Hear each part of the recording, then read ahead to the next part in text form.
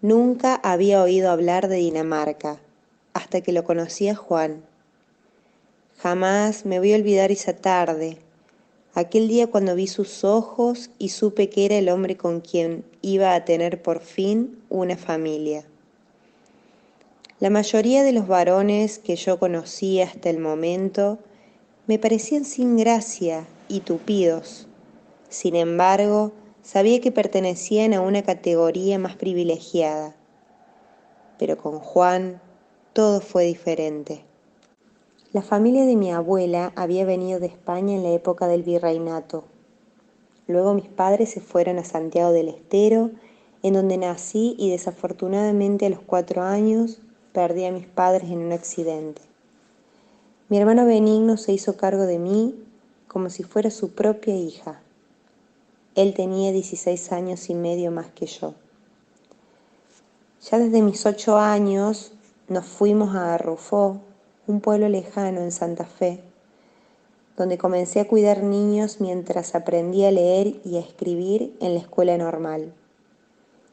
Con el paso de los años ascendí a cocinera en la misma estancia donde mi hermano trabajaba como peón y en donde años más tarde conocería a Hans y, como lo nombraron en Argentina, Juan Nielsen. Mirábamos con Benigno, mi hermano, a Hans como una especie de familiar. Me ayudaba a hacer mis traducciones y criticaba la elección de mis lecturas.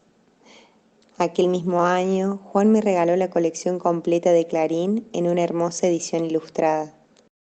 Nos pasábamos los domingos por la tarde contemplando los jardines que se conformaban de islas con rosas de diferentes colores y aromas, buxus, retamas amarillas, laureles de adorno con sus flores rojas de verano. Por la mañana, sin embargo, era infaltable la visita al Santísimo. El piso de la iglesia aparece como propiedad común de todas las clases sociales y no se hacía distinción de rango. Todos se confunden ahí con la naturalidad y el decoro. El más humilde peón de campo se arrodillaba junto al orgulloso terrateniente y la dama rezaba sus oraciones con la servidumbre de la casa. Las señoras con paso lento y gracioso hacían su entrada por la puerta principal. Reconocíamos a nuestros vecinos, 2 familias españolas, una italiana y una polaca. Los conocía casi a todos. El único clan que me resultaba hermético era el formado por los Cohen. Debían extrañar Polonia. Siempre me pregunté si Hans extrañaría a su familia del otro lado del océano. Vino con entusiasmo en el año 1904. Su tío León, quien había venido escapando de la guerra, nunca fue a buscarlo al puerto. Así fue como Juan, como lo notaron en la Argentina, se hizo hombre en tierra lejana, lleno de dudas, pero con su espíritu tenaz intacto. No se resignaba a la idea de quedarse siendo solo un muchacho más. Fue así que, como no sabía hablar español, lo mandaron a trabajar a Entre Ríos de peón. A pesar de la burla de los criollos por no conocer el idioma, él, con su tesura, siguió adelante y aprendió el español a la perfección. Una vez que lo supo hablar, nunca más volvió a decir una palabra en danés, excepto cuando dormía. Con el romanticismo de la época, con sus 20 años, soñaba con grandes viajes. En Santa Fe, fraternizaba con los peones y con los dueños de grandes estancias, así como lo hizo cuando le ofrecieron el trabajo en Brasil, al que nunca accedió porque era un hombre leal y con sentido de justicia.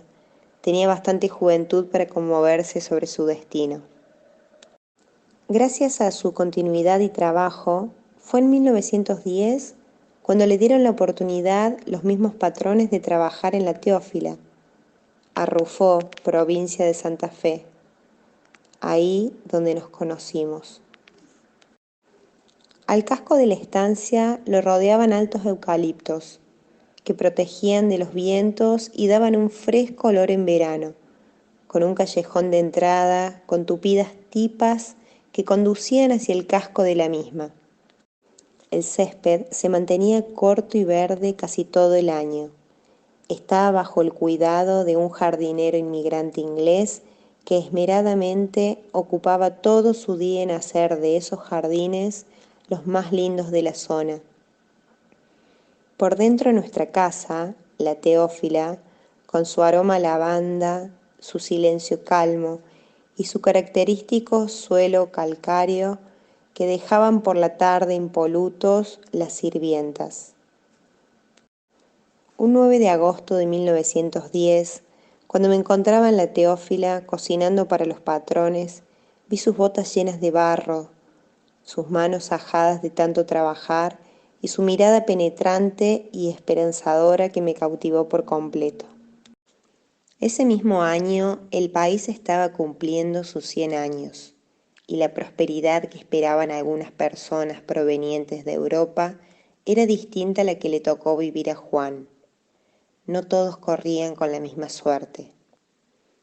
En mayo de 1910 se propuso llevar a cabo el festejo del centenario en la ciudad de Buenos Aires. No estábamos tan lejos de esa realidad, ya que el diario nos conectaba con ella. El país se revolucionaba y el Congreso tomaba medidas represivas contra el movimiento obrero. Faltaba poco para los constantes estados de sitio y para que los instrumentos represivos se llevaran a cabo. El letargo del campo no estaba alejado de lo que se avecinaba en unos años en Alcorta, cerca de nuestra amada Teófila. El proceso que se desembocó en el grito de Alcorta fue muy complejo. La mayoría de los arrendatarios y medieros eran extranjeros, y en el campo primaba el individualismo y la desconfianza, lo que dificultaba la organización gremial. A su vez, la ley de residencia que permitía la deportación de inmigrantes causaba mucho temor. A pesar de esto, a principios de 1912, los chacareros organizaron sus primeras reuniones, ayudados por los sindicatos de estibadores y oficios varios, los centros de estudios sociales dirigidos por los anarquistas y los braceros, que tenían una gran tradición de lucha.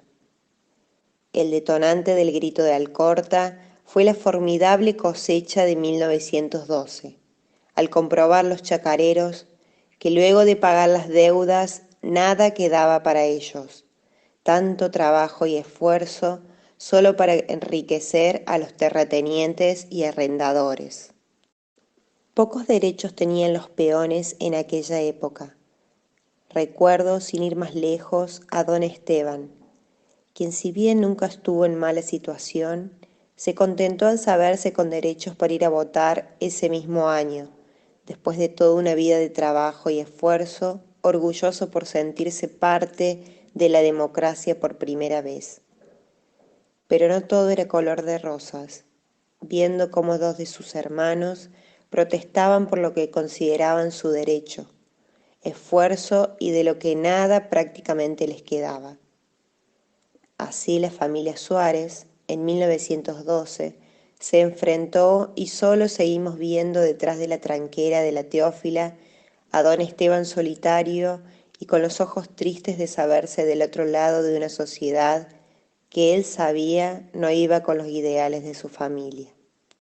Juan ya era mayordomo y estaba a cargo de las estancias más fructíferas de la región. El país estaba atravesando un periodo de tumulto. Argentina estaba cumpliendo sus 100 años. El movimiento obrero se propuso aprovechar los actos del centenario para exponer la situación de la clase trabajadora e iniciar movimientos huelguísticos reclamando la derogación de la ley de residencia. Los Cohen y los Suárez no excedían a esta realidad. Comenzaba a forjarse un nuevo estado. Juan y yo comenzamos a preparar nuestro casamiento. Fueron 3 días de fiesta en la estancia. Nada de lo que pasaba podía frenar el amor que nos teníamos. Fue entonces que decidimos irnos a Ascochinga. Poco tardamos en llegar al pueblito que tenía una pequeña iglesia. A eso del mediodía nos detuvimos en la casa de la posta. un lugar al que nunca había ido, pues quien sí había recorrido muchos kilómetros era el viejo, como llamaba Juan dentro de casa. A la mañana siguiente seguimos camino Córdoba y llegamos al pueblo ya cerca de mediodía. Atravesamos todavía una llanura desolada, interrumpida apenas por algunas lomas de acentuadas ondulaciones que se extienden por los alrededores de Ascochinga. Los años transcurrían. Un día, mientras preparaba el desayuno para Hans y para mí, sintiendo el aroma de pan tostado, pude leer la tapa del diario. La Gran Guerra había comenzado. Alemania había declarado enemistad con otros países europeos y esa decisión no iba a dejar de impactar desde ahí en adelante a nuestra región.